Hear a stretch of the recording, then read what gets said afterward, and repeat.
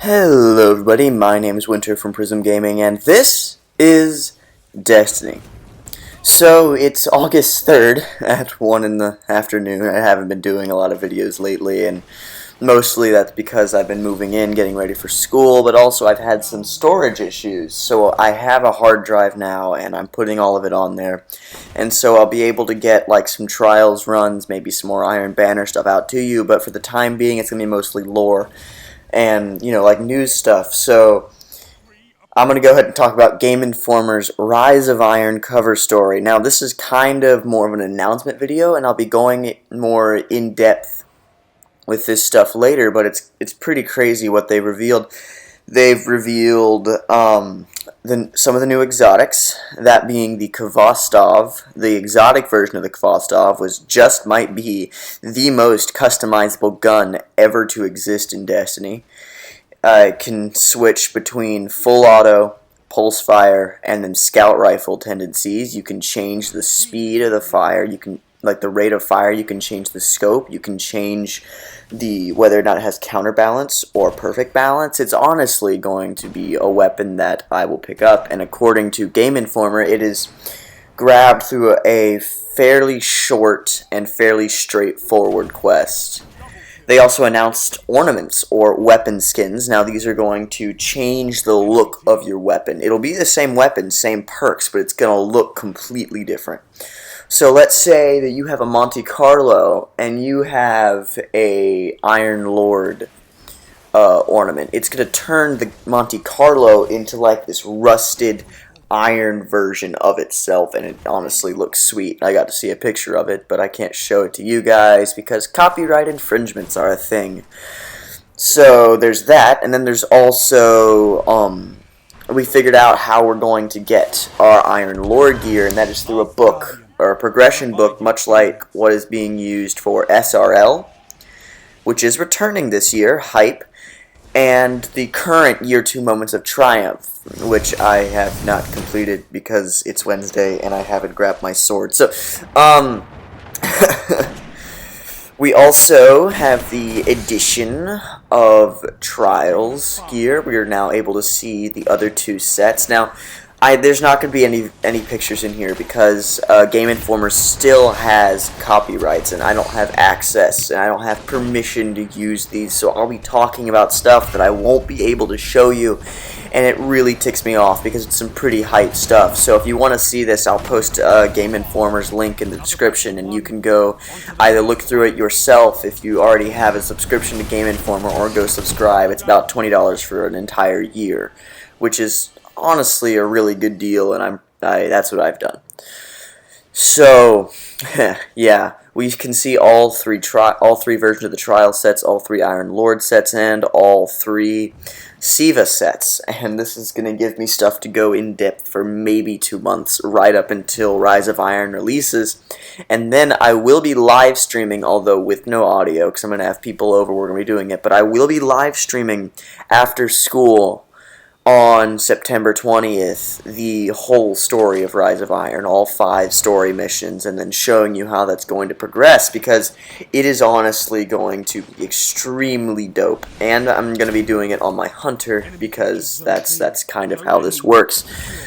Let's see, what else we have? Okay, so they announced a new area, kind of like Court of Oryx / Prison of Elders, called the Archon's Forge in the Plaguelands. Basically, you have to make a sacrifice of something, we haven't been revealed yet, to the forge, and then you have to survive 5-minute waves, like just one 5-minute wave, massive Siva, until you eventually culminates in a boss, and this boss will be able to drop loot.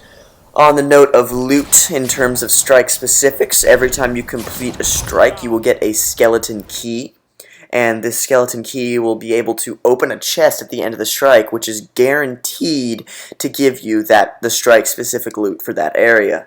which is honestly great. It means that if you have one of these keys, you're going to be able to get the strike-specific loot all the time. Like, I know I just did the Darkblade one for like three things in a row, and the only thing I got was the fusion rifle. Yay me. In addition to the strike-specific loot stuff, there are going to be ornaments, not just for Iron Lords, but there's also going to be ornaments, the weapon and like armor skins. They're going to be stuff for Trials of Osiris, but they're going to be really, really hard to obtain, meaning that only when you only get an ornament to upgrade your flawless gear once you go flawless, and it's all this nonsense that I'm not sure I'm going to fully understand until I actually start playing the game. On the topic of our, what are they called again? Artifacts. You know, those little things that sit down under everything that nobody likes? Yeah. Bungie's completely going to be retooling them so they actually serve a purpose. Instead of just giving you lore. In addition to, they're all going to have different abilities, but the 8 that I'm really excited about are the 8 completely new ones. They're class agnostic, meaning that they aren't assigned to a specific class. They will work for every class. I'm not going to go into depth because I'm going to do a whole other video on these, but there's one like the Memory of Radagast that allows your sword to become a freaking lightsaber, meaning that it can deflect anything from a rocket launcher in the Crucible to an Ogre's Blast. So, lightsabers. This is going to be nuts. Then there's also another one I can't honestly remember because I don't have it in front of me.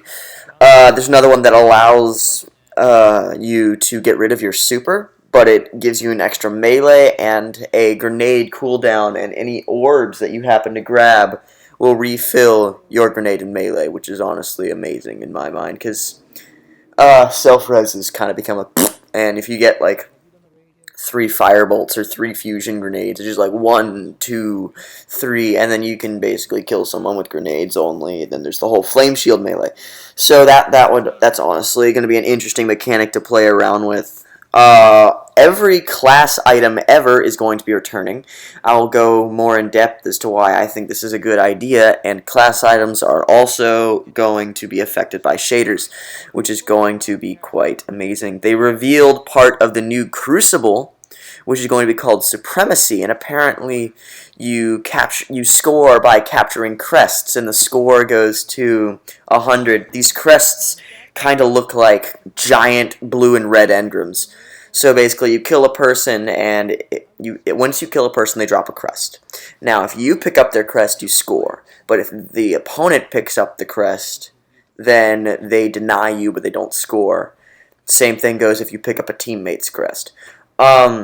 These crests actually have the points, or like the little emblems of what class you are. So if you're a Titan and you get domed by a No Land Beyond by me or somebody else, you're going to drop a crest that is going to be a blue engram on your screen, red on theirs, but it's going to have a little marker above it that's going to have your Titan emblem on top of it.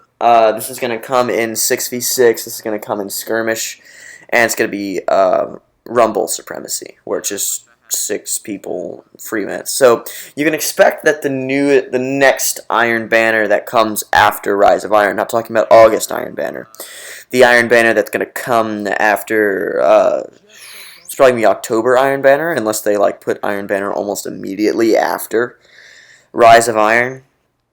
I'm pretty sure it's going to feature Supremacy. We're going to be getting a new strike, which I don't know the name of, but the 2 strikes that are going to be updated are the Sepix Prime Strike, which is now going to be called Sepix. It's going to be called Sepix Reborn. I'm almost positive about that. I could be wrong. I'll be going back over it in another video. And the other one is the Summoning Pit Strike with I almost said Golgoroth. You know, the giant ogre. I honestly cannot remember these names. I'm sorry. It's really early in the morning. That's going to become the Abomination Heist.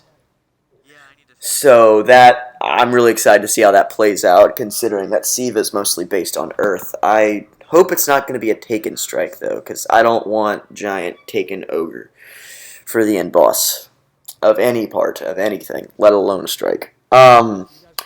We do have the name of the raid, this being the Wrath of the Machine, and apparently the theme of this raid is called Collision, and it's kind of moving fast, kind of like, you know, how King's Fall was all about puzzle solving and getting there. This one's going to be more about blowing stuff up, which, although it is my specialty, I will not be the first people running this raid. I never am. I don't have the time for that during the school year, but I will be sure to post a video saying, alright, this is who made it first, and here's where you can watch it.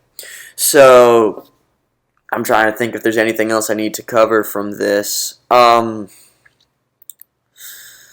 Informer's website will be updating today, which is going to be awesome. I have to go look at the new stuff they put out there. They're kind of leaking parts of the 16-page article as August goes on. Bungie will be holding a live stream later in August at Gamescom, I'm pretty sure, to be displaying the new Crucible maps and modes. I know there are 3 maps coming with the Rise of Iron, and then 1 PlayStation exclusive map, and I think most... Okay, 2 of them are Venus, one of them's on Mars, and then the PlayStation exclusive map, it did not say. Now, I'm not going to be able to reveal the names of these because they're also copyrighted by Bungie as of yet, so you have to go read them yourself. I will be doing several more in-depth reviews. I know this is a day late. I was sick yesterday. I'm sorry. This is a day late on everything. This is going to be like my giant overview of the Game Informer leak, and it's not really a leak because they published it. Sorry. I will be posting several more videos later this afternoon on, you know, artifacts, all 8 of them. I'm going to be going over them and what they do. I'm going to be going over the ornaments and exactly how they will affect your gameplay, if at all. I'm going to be going over some of the new vendors. Notice I didn't put any of their names in here. And I'm going to be going over just how big the social space actually will be. I'm going to go over the story missions, why or how many of them there actually are. I'm going to be putting out several, hopefully, gameplay videos for y'all to enjoy. Just some elimination with me and my buddies. That'll be hopefully fun for you guys to kind of see and just get the feel of how I play when I'm not competitive or not commentating, because I do crap when I'm commentating. So as always, if you like this video and like more content like it, don't be afraid to like, comment, and subscribe. And as always, enjoy yourselves, Guardians. I'd also like to thank Cyan Legacy's Bryson Sams for the amazing graphic work that he's done on my new outro. You're going to see that in about 30 seconds. Be sure to go like, comment, and subscribe on all of his channel's content. Coming up soon, he's going to have a new short film out called Quantum 2. It's a sequel to the original Quantum. I will be in that, and you will hopefully be able to figure out exactly when. Just make sure to go like, comment, and subscribe to his stuff.